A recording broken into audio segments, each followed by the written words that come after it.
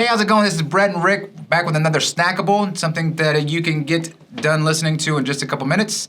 And today's Snackable is something short and sweet. It's for Rick. I want to know how do you make the tough decisions in your note business of when do you hold them, when do you fold them, when do you walk away? Oh man, that's a tough one, and that's one that you're kind of always you want to have a plan up front that you say, have your criteria and say, look, if it meets these guidelines, it's just when it gets to here, I'm not going to do it. Okay, so for an instance would be, maybe if you're buying non-performing debt, trying to get it performing, you say, look, if we get this asset and we start working it, and there's a 30-day time limit, if the borrower's dark for 30 days, done, I'm going to sell it. Okay. When and those are just like, you want to set up those sort of parameters and rule sets at the beginning so you know what you're doing. When it becomes tough, making those tough decisions would be when you're at the end and you're like, look, am I going to try to take this house back? If I'm going to get it, it's really like, do I need to sell this now or do I want to take it back through foreclosure? Because I got to tell you, sometimes when you own the property, it is not always puppy dogs and rainbows. No. We just had one where it was a contract for deeds, so we owned it. We were trying, the borrower had vacated. There was a leak. We got a $3,000 water bill, and there's like a hole in the basement. Oh, wow. Yeah, so some of these things are just like, oh, man. So that's one where you're kind of looking at it, you're going, okay, how am I going to get out of this? Is it look, I'm going to just take my lickings and I'm just going to lose some money now? You don't ever want to throw good money after bad money. But you don't want to do that. But sometimes you can look at it and say, look, if we throw some money into this, can we get it fixed up? Can we get it to where we're, you fix up a little bit, maybe you're upside down 5 or 10 grand, and you say, look, I can sell this actually for a $10,000 or $15,000 premium because I'll offer owner financing, have them put down $15,000, something like that, to where it gets you to even and maybe you only take less of a haircut. And so you just kind of have to know and look at these things and say, look, what's the best case scenario? What's the worst case scenario? What's somewhere in the middle? And then you just have to say, look, don't be afraid to take the loss now.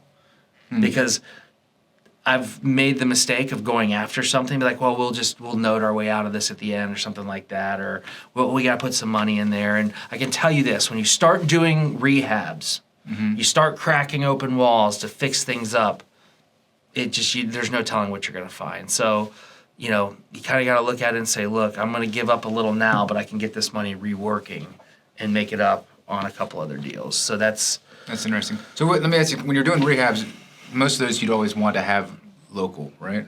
Ideally. You can, unless you have boots on the ground. Yeah. So the key to that is you really want to have a good network of people, and you want to have somebody on the ground who's running point. Like we typically partner up with some agents. We find a good agent who knows what they're doing, and say, look, we're not paying these vendors directly. We'll send you their checks, so we're not giving her all the money. And then we'll have you hand them out. And normally we have found the vendors, so we know them, they're reputable. But yeah, you want to have somebody on point, unless you're doing it locally, and then obviously it doesn't get much easier than that, but that doesn't happen much anymore. When you fold it after a certain amount of time, 30 days, and then the certain amount of money lost, do you think, or is it just varies each? Yeah, so at some point it varies. They're called the tough decisions for a reason. It's because they're the ones where you're like, you're gonna have the ones that are clear cut.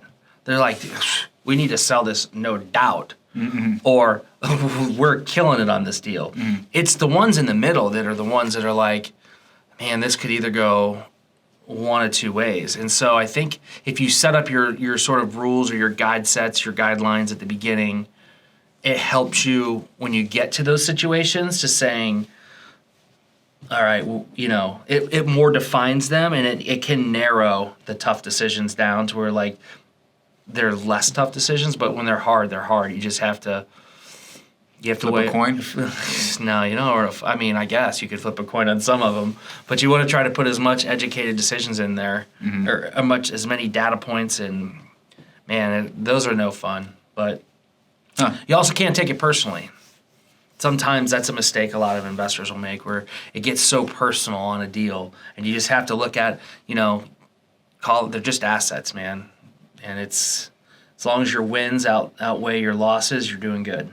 Makes sense. Right? Yeah. Well, good. We learned a little bit about when to hold them, when to fold them, and when to run, huh? When to walk away and when to run. That's right. All right, we'll see you on the next one.